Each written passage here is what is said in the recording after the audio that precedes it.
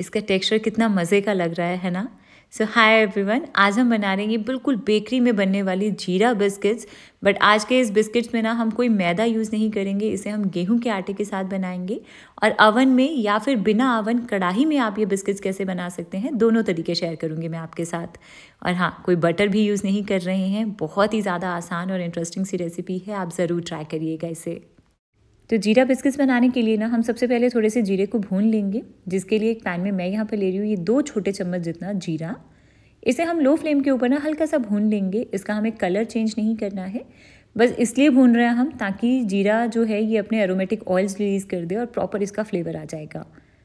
तो जैसे ही आपको लगे कि भुनी भुनी खुशबू आनी शुरू हो गई है, अभी भी इसका कलर चेंज नहीं हुआ है, बस हमें इसे इतना ही भूनना है। गैस को अब हम बंद कर देंगे और इस भुने हुए जीरे को ना अब हम किसी भी फ्लैट सरफेस के ऊपर रख के हल्का सा दरदरा सा इस तरह से क्रश कर लेंगे।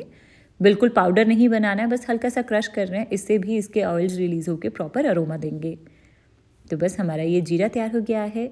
अब इसके बाद हम अपने बिस्किट्स के लिए डो बनाएंगे, जिसके लिए मैं ले रही हूँ यहाँ पर ये आधा कप जितना देसी घी। मैं इन जीरा बिस्किट्स को घी के साथ बना रही हूँ, आप चाहो तो सेम क्वांटिटी बटर भी ले सकते हो। बस बटर या देसी घी जो भी यूज़ कर रहे हो ना, वो रूम टेम्परेचर वाला होना चाहिए, ना ही एकदम से मेल्टेड वाला लेना है और ना ही बहुत ज़्यादा हार्ड। आप देख रहे हो कि ये रूम टेम्परेचर के ऊपर है, मतलब हल्का सा सॉफ्ट है ये।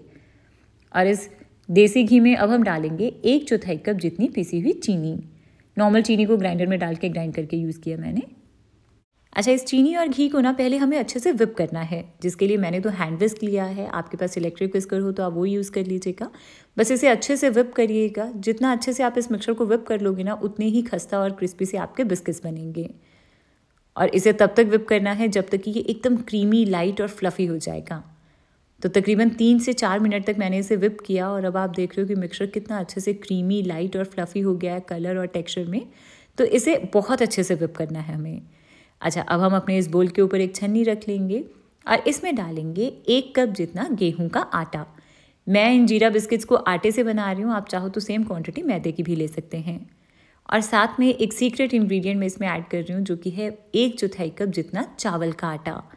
चावल का आटा डालने से ना ये जीरा बिस्किट्स बहुत ज़्यादा खस्ता बनते हैं।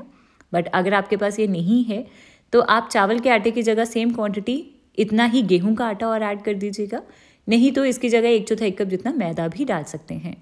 और साथ में इसमें मैंने डाला आधा छोटा चम्मच जितना बेकिंग पाउडर और 3/4 छोटा चम्मच इसमें नमक जाएगा, क्योंकि ये बिस्किट्स थोड़े से नमकीन रहते हैं। तो इन सारे ड्राई इंग्रेडिएंट्स को एक बार छान लेंगे। इसके बाद ना अब हम इसमें ऐड करेंगे ये भुना हुआ जीरा जो हमने एक साइड पर रखा था। और सारा जीरा मैं नहीं डाल रही हूँ, तकरीबन 1.5 छोटा चम्मच जितना मैं डाल रही हूँ और आधा छोटा चम्मच मैंने रख लिया है। इसे हम बाद में ऊपर से स्प्रिंकल करेंगे। इसके बाद अब हम इन सारी चीज़ों को बिल्कुल हल्के हल्के हाथों से मिक्स कर लेंगे और इसका हमें डो बना लेना है। बट ध्यान रखिएगा कि बहुत ज़ोर ज़ोर से या फिर मसल कर आटे की तरह नहीं इसे गूंथना है, बस बिल्कुल हल्के हल्के हाथों से सारी चीज़ों को मिक्स करना है। और जैसे ही ये मिक्स हो जाए और लगे कि मिक्सचर क्रम्बली है, तो इसमें डालेंगे हम दूध इसे बाइंड करने के लिए। और दूध हमेशा थोड़ा थोड़ा करके ही ऐड करिएगा। मैंने 4 से 5 बड़े चम्मच दूध यूज़ किया है, आप अपनी ज़रूरत के अकॉर्डिंग रखिएगा। तो बस हमारा ये सॉफ्ट सा डो बनकर तैयार हो गया है। अब कुकीज़ का डो परफेक्ट है या नहीं, इसे कैसे चेक करना है, तो उसके लिए ना आप थोड़ा सा पोर्शन लेकर इस तरह से इसे प्रेस करके कुकी बनाकर देखिए। अगर साइड पे कोई क्रैक्स नहीं है, इसका मतलब है कि आपका डो बिल्कुल परफेक्ट है। तो चलिए, हमारा ये डो तो तैयार हो गया है। अब इस डो को ना हम सिर्फ 10-15 मिनट के लिए एक बार फ्रिज में रख देंगे और इतने में हम अपनी आगे की तैयारी कर लेंगे। तो सबसे पहले कुकीज़ को बनाने के लिए मैं कढ़ाई को गर्म होने के लिए रख रही हूँ। कुछ कुकीज़ को मैं कढ़ाई में बेक करके दिखाऊंगी और कुछ को हम अवन में बेक करेंगे। अगर आपके पास अवन नहीं है, आप भी कढ़ाई यूज़ कर रहे हो, तो आपको एक मोटे तले की कढ़ाई लेके इसमें स्टैंड रखना है और इस कढ़ाई को ऊपर से ढक के 10 मिनट तक मीडियम फ्लेम के ऊपर गर्म करना है। अवन के लिए आपको अवन को प्रीहीट करना है 10 मिनट के लिए 180 डिग्री पर।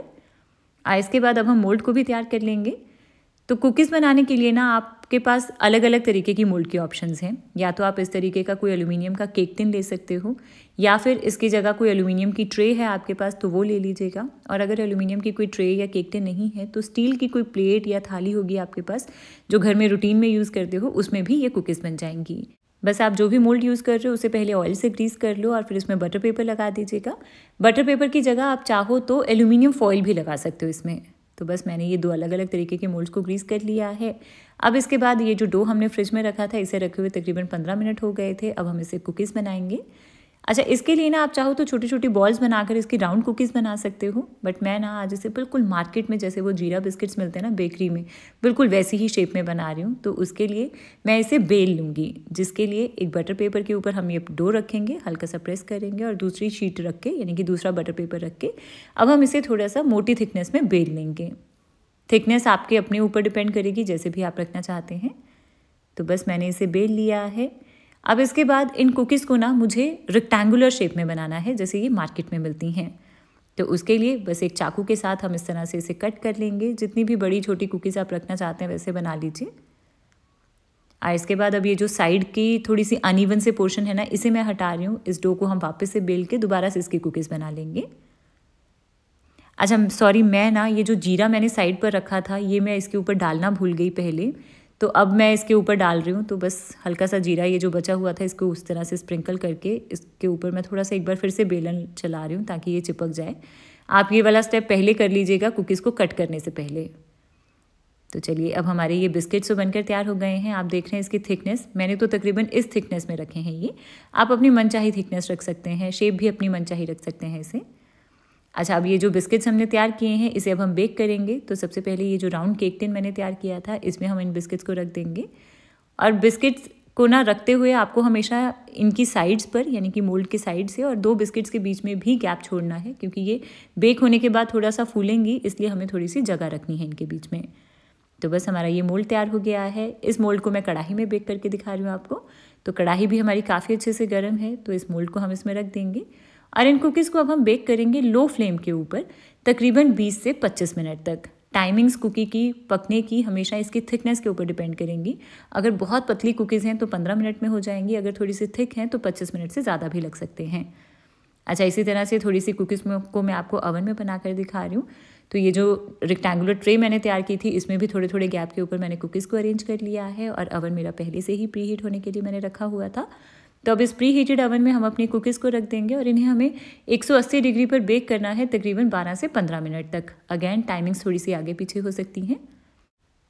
तो चलिए, सबसे पहले हम अपनी ओवन वाली कुकीज़ चेक करेंगे, क्योंकि ओवन में टाइम थोड़ा कम लगता है तो ये जल्दी बन जाती हैं। तो इन्हें रखे हुए पूरे 15 मिनट हुए थे और आप देख रहे हैं कि कितना अच्छा कलर आ गया है इसके ऊपर।